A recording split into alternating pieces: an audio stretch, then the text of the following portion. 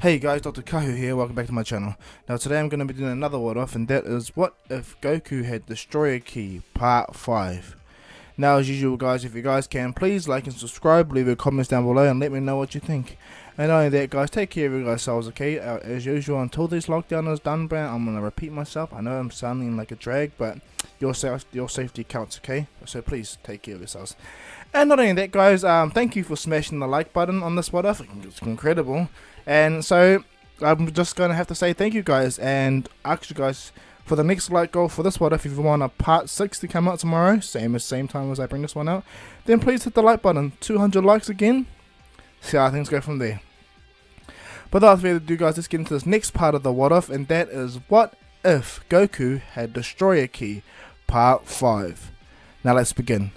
Now when I last left off for the most part of the what if, Goku has just practically destroyed Frieza and destroyed Beerus. He went into his Ultra Instinct Sign or Omen form when he first destroyed Frieza, and after Beerus destroyed Earth, Goku went straight into his mastered Ultra Instinct, broke his barrier and destroyed Beerus.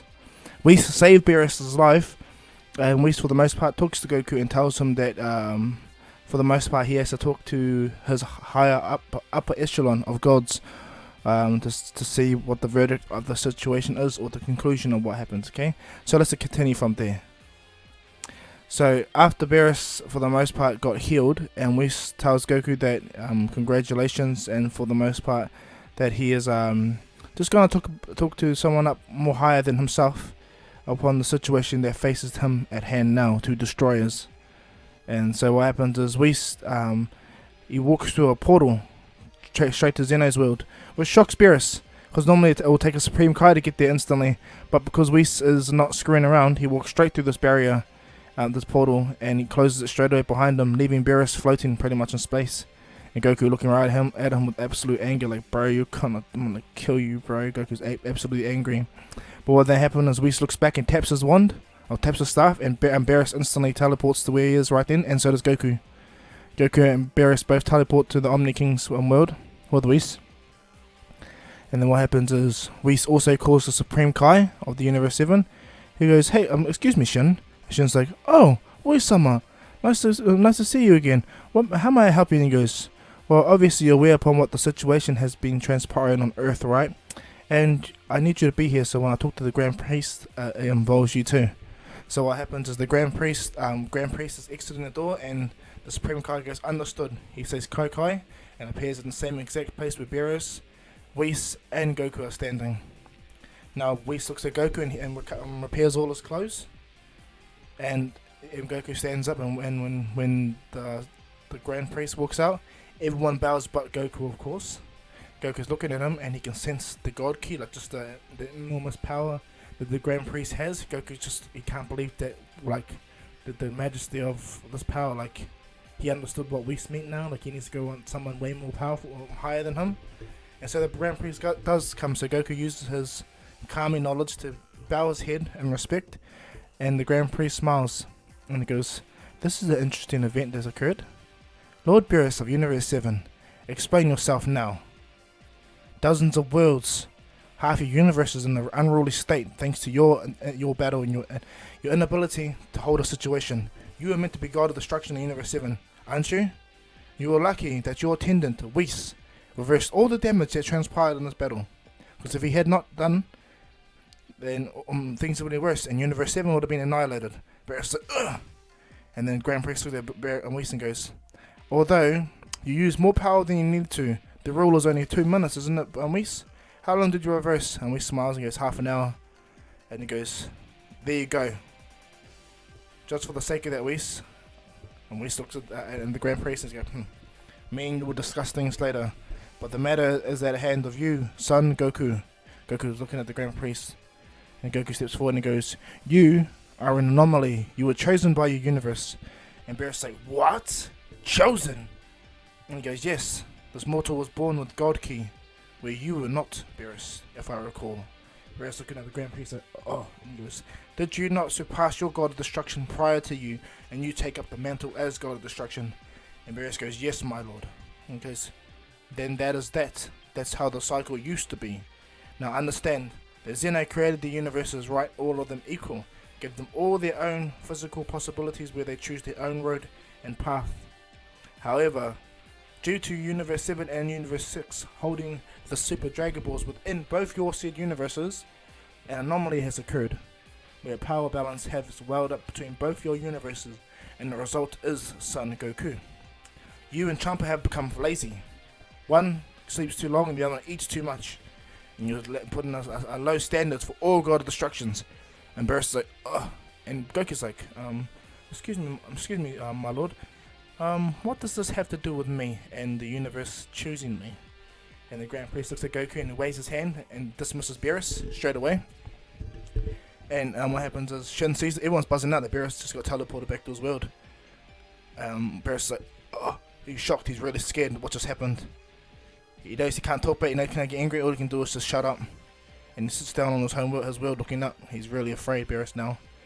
Now when the Grand Priest looks at Goku and goes, oh yes, as I was explaining to you, Goku, all the universes have their sense of life.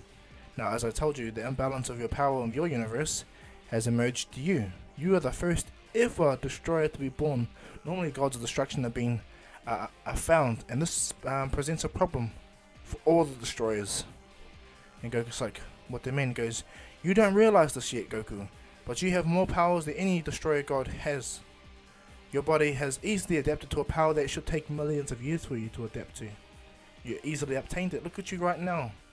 Your body's in a natural state where you can flicker in and out of that power. You don't even need to use that primitive kind of blue transformation you just used. And Goku's like, incredible. And he goes, for now, Goku, I will send you back to Earth where you will live your life. Enjoy the splendor that comes with mortality. But there will come a day when you need to step up. Understood? It will mean the sake of your universe and the universes to come. Goku looks at the Grand Priest and he smiles and he goes, well, thank you. And the Grand Priest is shocked at Goku's reaction. Goku goes, he moves by Grand Priest and he shakes the Grand Priest's hand with shocks. Whis and Shin, they're like, whoa, Goku, just stop. But the Grand Priest is smiling. He allows Goku to shake his hand. Goku's happy about that. And he goes, well, I'm off then. And then Goku walks and goes, who are you, shorty? And the Whis smiles, go, oh, let me introduce to the other deity of Universe 7. Now, there was the destroyer Beerus that you utterly destroyed. And here is the god of the creation. His name is Shin Supreme Kai. And then Goku goes, Shin Supreme Kai? And he goes, thank you. And Shin goes, thank you, Whis sama. He goes, my name is Shin. I am a Supreme Kai. And Whis laughs, like, okay. And he goes, well, I'd like to go home now. And what happens is Whis goes, yes, you may. Shin, could you please do the honors? And he goes, okay, where to, Earth? And he teleports him straight to Earth. Goku goes, bye, Whis. Bye, Grand Priest. The Grand Priest smiles at Goku and there he leaves. And then what happens is Whis and the Grand Priest talk in the halls of the Omni King. He explains that the Omni King wasn't really happy. He actually really was going to wipe out the universe, not just because of Beerus, but because you used your power too much. Whis apologizes and he goes, but it's okay. I gave you the reign to do so. I need you to continue doing what you're doing, Whis. Whis is like, did you have another vision, Father? And yes, my first vision in eons. And yet end, and he goes, an upcoming trial for Goku is going to be coming, and he has to make a big and real dangerous decision upon how he deals with this upcoming threat. And Whis is like, is it strong enough to beat us? And he goes, the Grand Priest laughs and goes, no. None of the threats that transpire with Goku has no power against us. However, Goku is the key to the safety of all the universes. I know that for sure. And Whis goes, I understand. And he goes, above all else, Whis, continue what you're doing. Find strong and worthy opponents to push Goku. Okay? Whis goes, understood, Father. And he smiles, gets very proud of you. Even though you risked your head to do so, you did the task that I laid before you, Whis. I am very proud that you're my top angel. And Whis smiles and goes, thank you, Father. And he goes, well, until next time. Whis bows, and the Grand Priest opens the portal and goes, now, you can't use your powers fully in the Universe 7 now, can you, Whis? And Whis goes, smiles, jumps to the portal, and lands back to Beerus' world. And that's where Whis explains everything a little bit, okay? Now, when Goku gets back to Earth, for the most part, everyone's shocked. Goku's shocked that this transpired. Goku explains to everyone just that how close they all came to destruction, and how close Frieza almost killed them. That they were destroyed by a god. Goku wiped them, beat them down with a new power that only gods can achieve. And yeah, Vegeta's just impressed how much Goku is evolving, and the fact that Goku is a god. Vegeta looks up to that.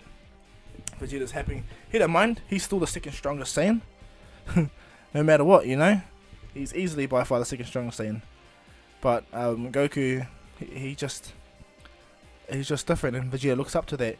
Raditz and Vegeta are hard-out rivals, but Nappa wants to kind of slow down. He realizes that he's actually getting quite old in the sense of himself, so he kind of slows down his life, his need to battle. He's already reached the legendary Super Saiyan. He doesn't need more, and so for the most part, he kind of goes into his own type of relax. He teaches all the but one thing is though, he's the historian for all Saiyans. Though he tells everyone, all the Saiyans that come to existence, like Gohan and Trunks, upon the Saiyan ways, all before them and who they were, and even goes to the fact to teach them how to control their 8 forms.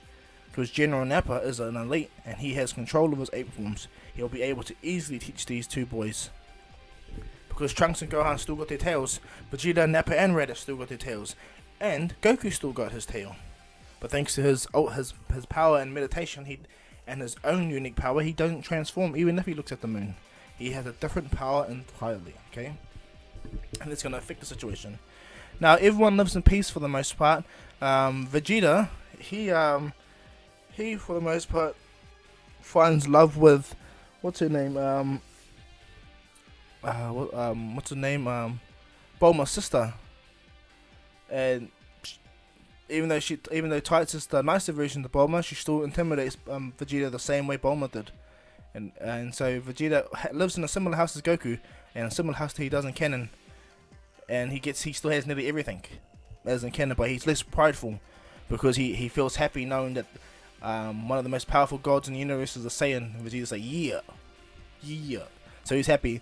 Raditz, on the other hand, he meets someone super unlikely that he thought he would never meet and would not have been put into this. What if Raditz, on this journey around the world, over the 3 years time span, he meets Chi-Chi. And at first, when Chi-Chi sees him, all she sees is Goku with the tail, but a taller, strong man. And for the most part, Chi-Chi gets happy, and so does Raditz, and so those two, in a sense, get together. So that changes a lot too. And Raditz has a child. Raditz, and he looks like the other Gohan, the Gohan of Goku's, the canon Gohan. But she don't call him Gohan, she calls him Raditz, same as his dad. And so, yeah, Raditz has a son named Raditz to Chi-Chi over the 3 year time span, from Frieza to the androids. Okay, that's the 3 year time span. And Vegeta has Vegeta Jr. to Tights. So, Raditz Jr. and Vegeta Jr. are both the same age, and they're roughly the same age as canon baby Trunks when the 3 years time gap changes. Okay, and Goku has still Gohan and Trunks. That's all he's happy with. So, as the 3 years transpire from the Mecha Frieza to the Android arc, because no Trunks came back in time, Goku and everyone improved stupidly a lot. Okay, and Goku had no contact with any of the gods from that day he saw the Grand Prix. So Goku trained. He trained hardcore, pushed himself more than he ever did before. He spent at least 2 days a week in the time chamber. Now, as Goku puts in more effort in his training over this period, he got to the point where he unlocked the power that he thought he never could actually unlock fully. He thought he can only go in and out only for a few phases, but he's fully unlocked this ability to the point where he can turn it on instantly and stay in it forever, but he keeps it to himself. He lets no one know that he's acquired a power that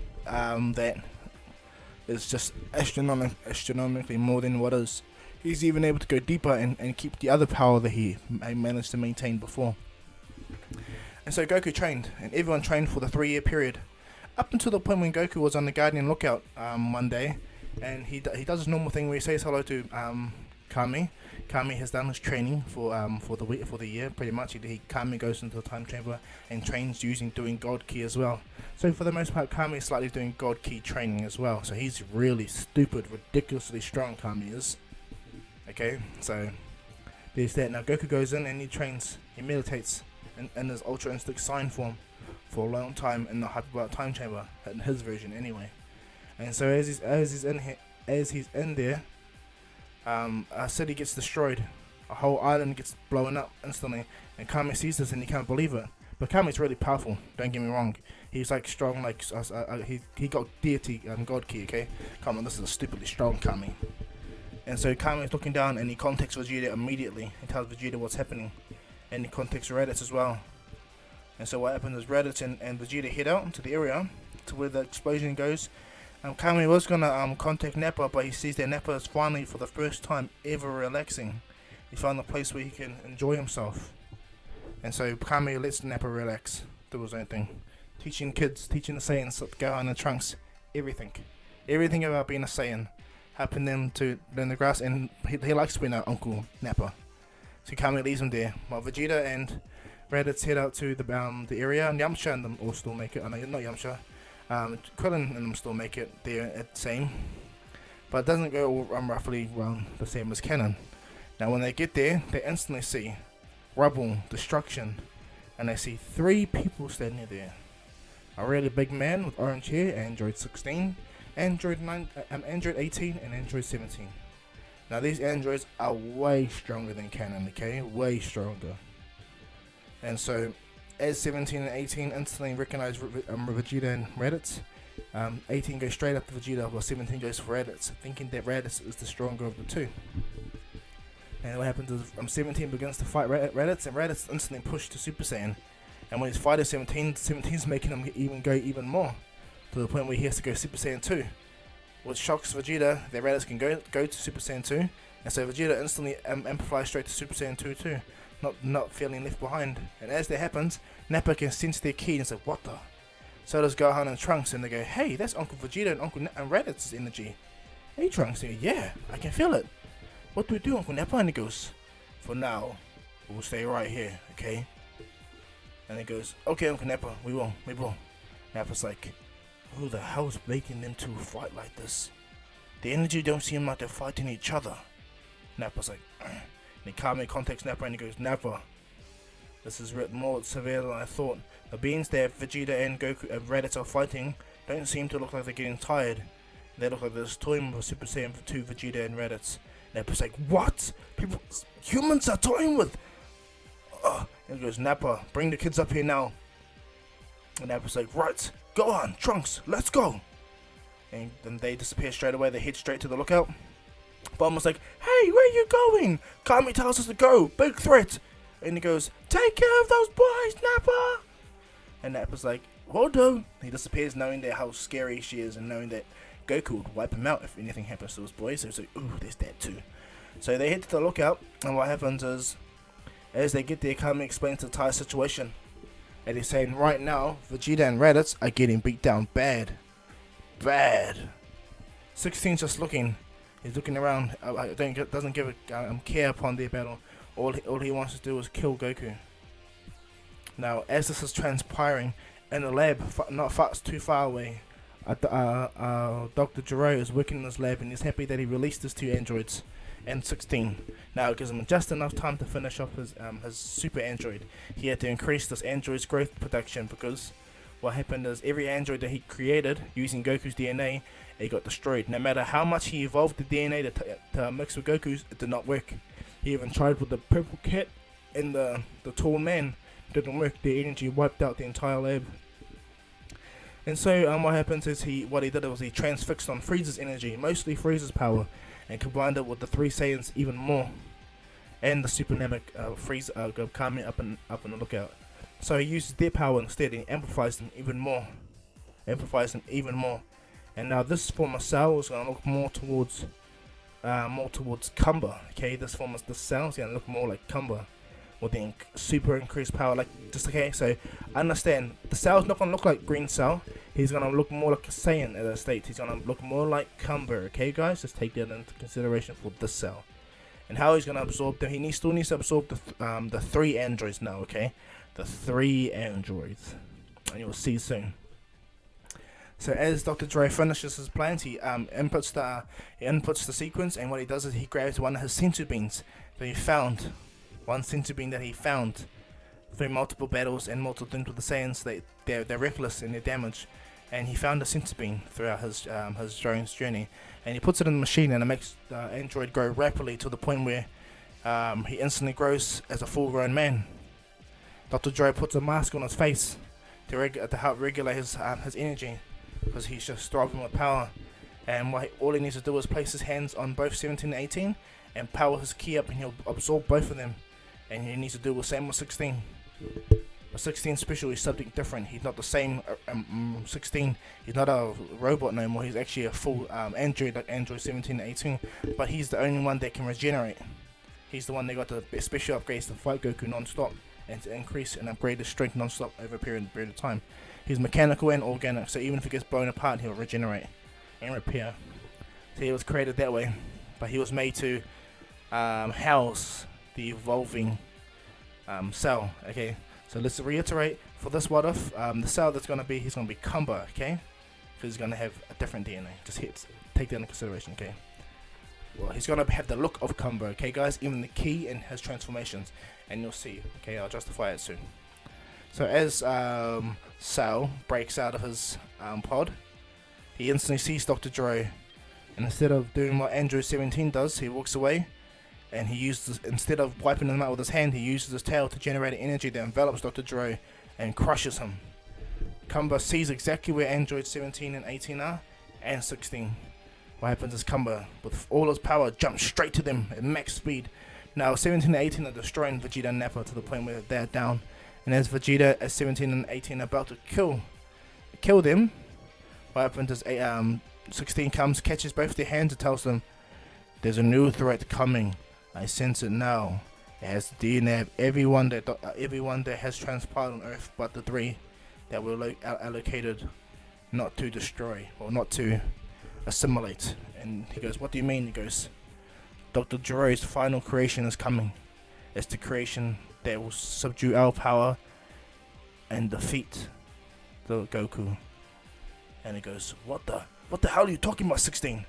And 16 grabs 17 and 18 and puts them in restraint, like a barrier like 17 would, and holds them there, and they're like, "What the hell are you doing?" He goes, "I'm sorry, but this is what I was programmed for. Not only was I programmed to destroy Goku, but I was here to babysit you only long enough to the point where this cell was finished."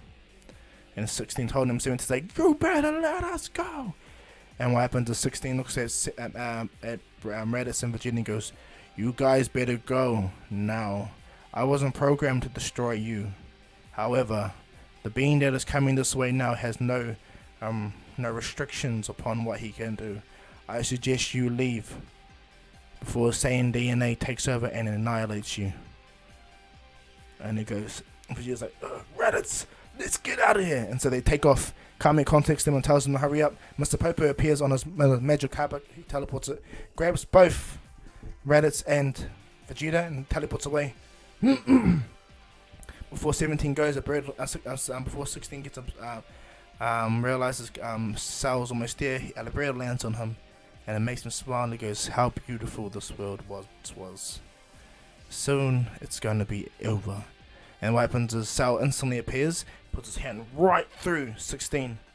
And as he puts his hand right through 16, it's like, that scientist doctor, I gotta give it to him.